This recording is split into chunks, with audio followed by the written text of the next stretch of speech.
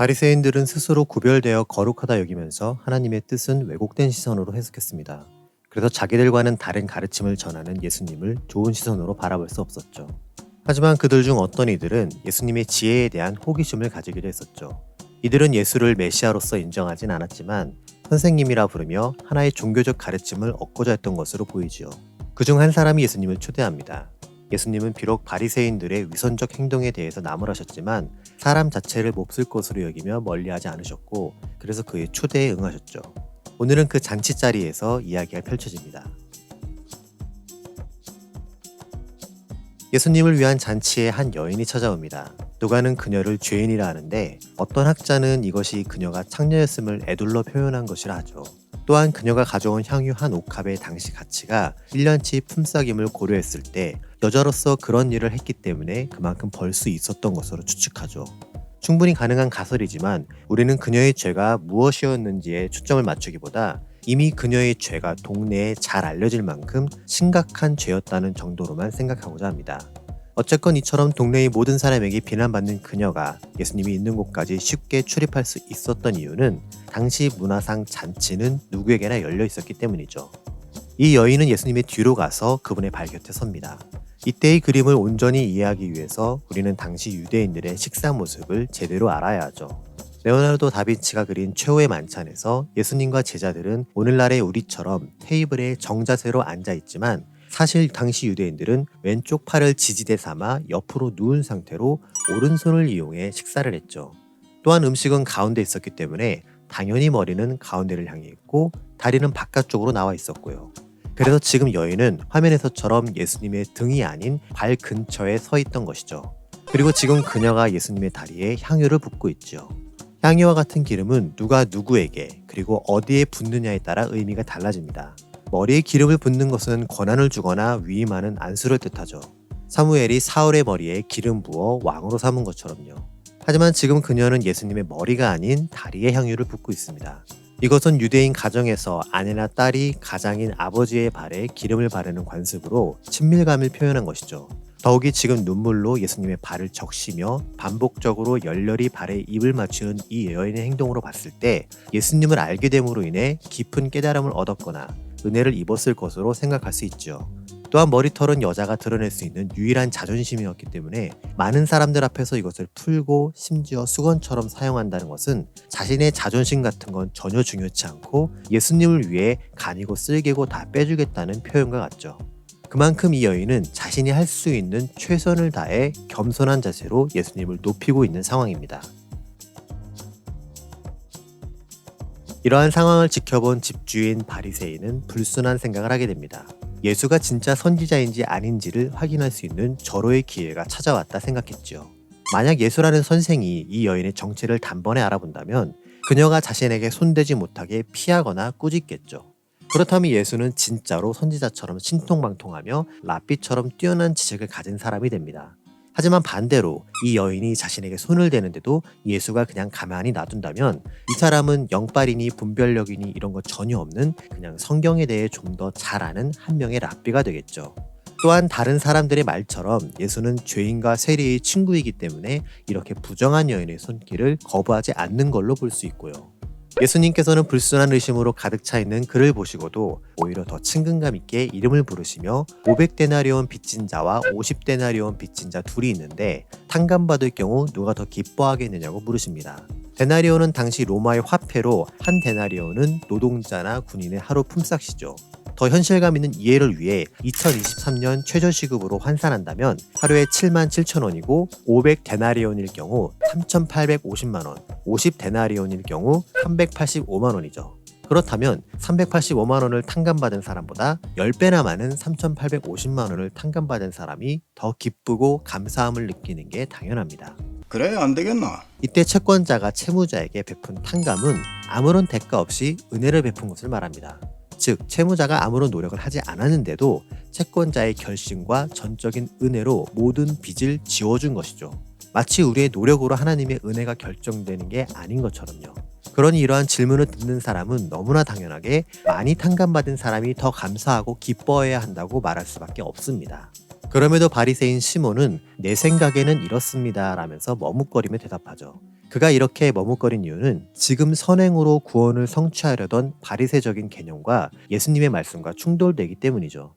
구원의 결정은 내 몫이 아니며 그 기준조차 알 수 없음에도 불구하고 우리는 성경에 있는 정보들을 취합하여 사람이 구원을 얻었다 못 얻었다를 판단하려 합니다. 그래서 우리는 내가 왜 이토록 죽음 이후의 구원에 대해 미리 답을 알고 싶어 하는지 솔직해져야 하지만 가볍게 혹은 간단하게 다뤄볼 내용이 아니기 때문에 추후에 다른 영상을 통해 이야기를 나누도록 하죠. 이제 예수님은 시몬과 이 여인이 예수님을 어떻게 대했는지를 비교하면서 말씀하십니다. 이를 온전히 이해하기 위해서는 이스라엘 사람들의 손님 맞이에 관한 배경 지식이 있어야 하죠. 그들은 손님을 맞이할 때 입맞춤으로 환영의 인사를 전합니다. 그리고 발 씻을 물을 제공하죠. 또한 머리에 감람유를 붓는데 이는 따가운 햇살을 이겨내고 고생하며 찾아온 손님에게 시원한 음료를 제공하는 것과 같은 기능을 하죠. 그래서 지금 이 여인이 눈물로 예수님의 발을 씻기고 그 발에 입맞추고 향유를 붓는 일들 하나하나는 모두 손님을 모시는 행동이 되는 겁니다. 그렇게 이러한 행동들은 예수님을 초대한 집주인 시몬이 했어야만 하는 의무지만 오히려 그는 아무것도 하지 않았고 이것은 지금 그의 마음이 어떠한지를 알려주는 지표가 되지요. 시몬은 예수라는 선생이 궁금해서 초대를 했으나 예수님을 귀한 손님으로 여기지 않았고 함께 식사를 하며 그가 전하는 내용을 들어보고 괜찮으면 더 친해지고 아니면 적당히 봐서 넘기려 한 것으로 보입니다. 이 애티튜드는 뭐란 말이야? 더욱이 다른 사람도 아닌 누구보다 율법을 잘 알고 지킨다 자부하던 바리새인이 그렇게 하지 않았다는 건 그만큼 납득하기 어렵죠.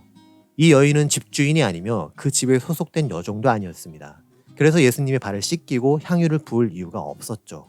그럼에도 그녀가 이렇게 행동한 이유는 동네의 모든 사람들이 알고 흉을 보며 자신을 피할 만큼의 큰 죄를 예수님께서 사해 주셨기 때문입니다.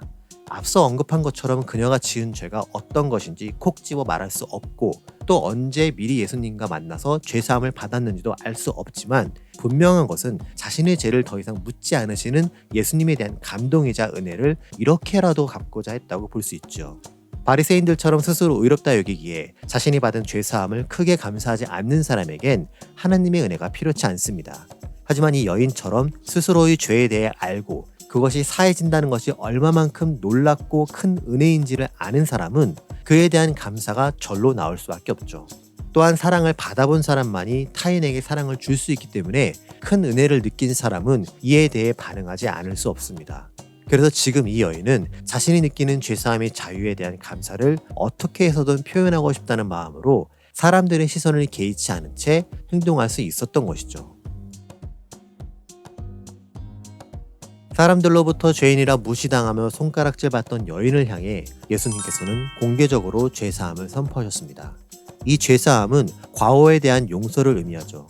따라서 지금 예수님은 너의 죄로 인해 사람들이 널 다르게 평가하고 언제나 그것부터 언급하며 널 비난했지.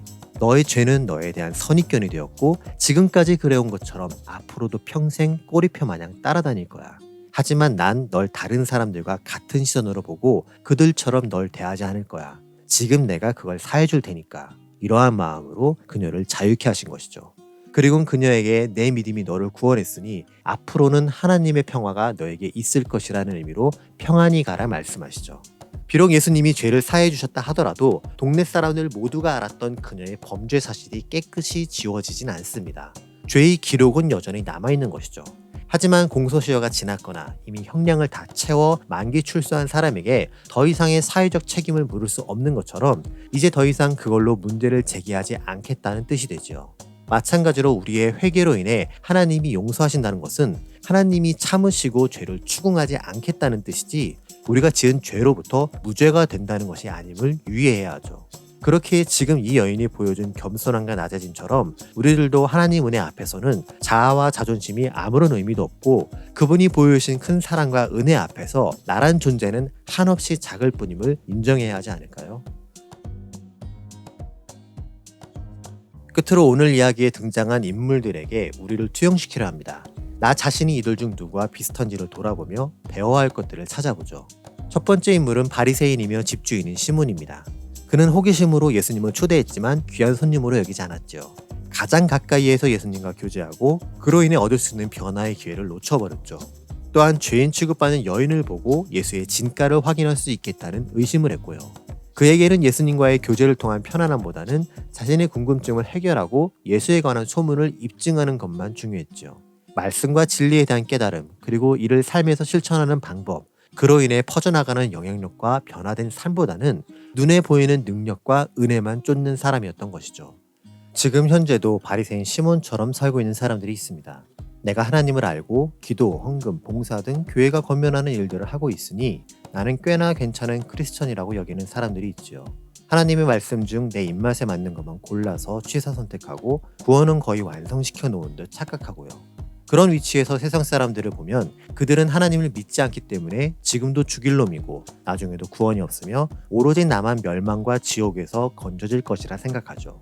그래서 아주 용감하게 주여 저 불쌍한 죄인들을 구원하소서라고 서슴없이 말하지만 그렇게 고백하는 사람들이 과연 세상 사람들보다 더 깨끗할까요? 순도 99.9%의 정결한 삶을 살고 있다고 자신 있게 말할 수 있을까요? 천국 입장권은 이미 따놓았으며 절대 불변으로 여기는 사람들의 구원이 진짜 100% 보증된 것일까요? 너무 무모하다는 생각 들지 않아요? 크리스천은 하나님을 먼저 알았기에 지켜야 할 의무도 먼저 접한 사람들입니다. 그럼에도 의무는 개무시해버리고 믿지 않는 사람보다 훨씬 더 제멋대로 살고 심지어 더 막가파 인생을 산다면 과연 그게 우리의 구원에 아무런 영향을 주지 않을까요? 정말 내 구원은 이미 완성되었고 절대 불변의 약속인지를 조심스럽게 생각해 봐야 합니다. 오해하지 마세요. 행위로 구원을 얻는다는 뜻이 아니며 여러분의 구원을 부정하는 것도 아닙니다. 다만 성경이 말하는 예수를 통한 구원의 약속을 마치 내 손에 쥐어진 꽝 없는 교환권 정도로 여기지 말자는 것이죠. 나더러 주여 주여 하는 자마다 다 천국에 들어갈 것이 아니요 다만 하늘에 계신 내 아버지의 뜻대로 행하는 자라야 들어가리라는 예수님의 말씀을 결코 가벼이 흘려 넘겨서는 안 됩니다. 두 번째 인물은 죄인 취급받던 여인입니다. 앞서 말한 것처럼 그녀의 죄가 무엇이었는지 정확히 알 수 없지만 많은 사람들이 이미 알고 동네에도 소문이 파다했다는 것을 확인했지요.